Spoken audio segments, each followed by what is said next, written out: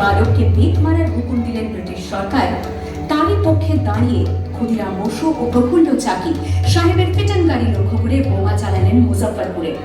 সাহেব নিহত হলেন না, তবু নাবালক ক্ষুদিরামকে ফাঁসির হুকুম দেওয়া হলো।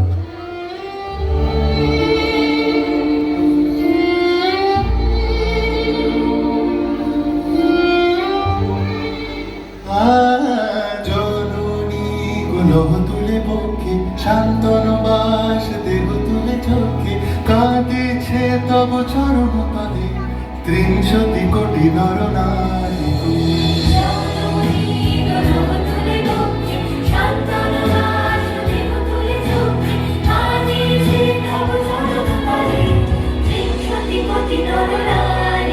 যারা স্বর্গগত তারা এখনো চলে স্বর্গের যে প্রিয় জন্মভূমি, এসো স্বদেশ তোদের মহাদীক্ষাভূমি। সেই মৃত্যুঞ্জয়ের চরণ জমি, যারা জীর্ণ জাতির বুকে জাগালো আশা, মৌনমূলের মুখে জোগালো ভাষা। আজ রক্ত কমলে গাথা, আজ রক্ত কমলে গাথা মাল্য খায় বিজয় লক্ষ্মী দেবতাদের গলে। মুক্তির মন্দির শোকানো তলে কত প্রাণ হলো বলিদান, লেখা আছে অশ্রু জলে, লেখা আছে অশ্রু জলে। 9 সেপ্টেম্বর 1915 ইংরেজদের সঙ্গে সম্মুখ সমরের স্বাধীনতা ছিনিয়ে নিতে অস্ত্র আনার পরিকল্পনা করেন যতীন্দ্রনাথ মুখোপাধ্যায়। বালেশ্বরে সঙ্গীদের নিয়ে জাহাজ থেকে সেই অস্ত্র নামাতে গেলে ইংরেজ বাহিনী তাদের ঘিরে ফেলে। বুড়িবালনের তীরে লড়াই বাঁধে বিরাট ইংরেজ বাহিনী বনাম বাঘা যতীন ও তার 4 সতীর্থদের। এককালে শুধু ভোজালি হাতে যিনি বাঘ মেরেছিলেন, সেই বীর সেদিন লুটিয়ে পড়লেন। আমি হাসি হাসি পড়ব ফাঁসি, দেখবে ভারতবাসী।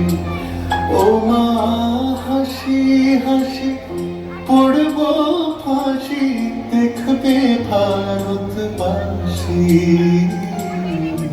একবার বিদায় দে মা, ঘুরে আসি। 18 এপ্রিল 1918 মাস্টারদা সূর্য সেন ও তার 65 জন শিষ্য মিলে পরিকল্পনা করে চট্টগ্রামে ব্রিটিশ পুলিশের অস্ত্রাগার লুট করেন এবং তারপরে লুকিয়ে আশ্রয় নেন জালালাবাদ পাহাড়ে। এর 4 দিন পর ব্রিটিশ বাহিনী খুঁজে বার করে মাস্টারদা ও তাঁর সঙ্গীদের। সেদিনের অস্তমিত সূর্য ছিল সূর্য সেনের রক্তে। আহ্বান শোনো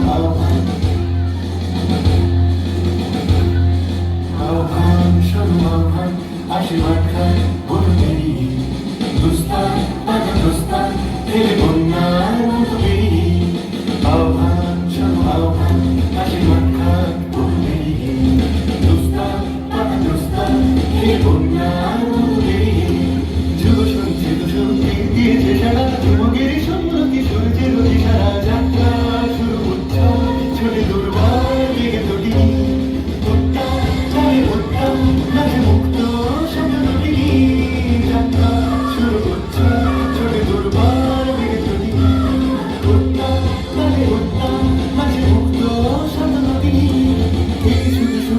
নবপ্রাণে জেগেছে রব সাজে সেজেছে অধিকার অর্জনে, এই শুধু সুপ্ত যে নবপ্রাণে জেগেছে রব সাজে সেজেছে অধিকার।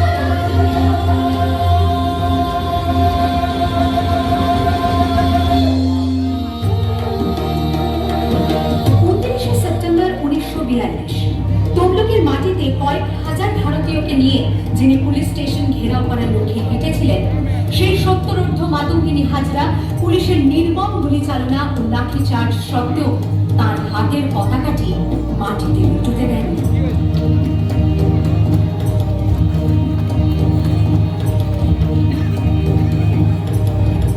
আর ঠিক তার পরের বছর 1943-এর 30 ডিসেম্বর জাপান সরকারের অধীনে থাকা আন্দামান দ্বীপ সেদিন হস্তান্তর করা হলো ইন্ডিয়ান ন্যাশনাল আর্মিকে।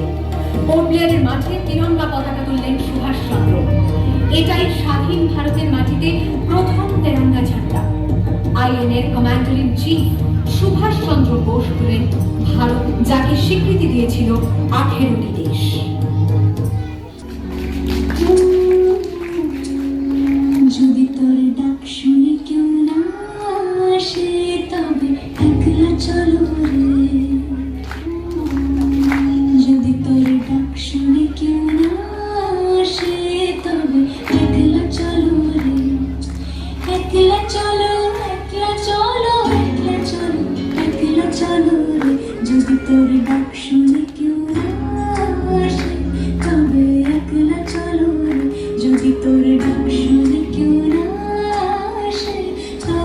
একলা চলো রে।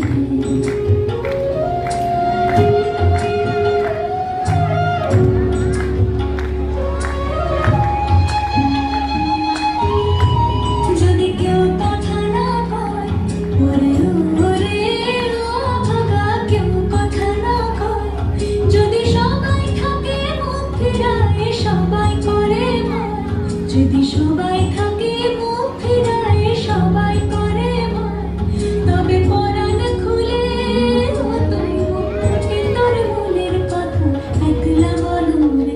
যদি তোর ডাক শুনে কেউ না আসে, তবে একলা চলো রে। যদি তোর ডাক শুনে কেউ না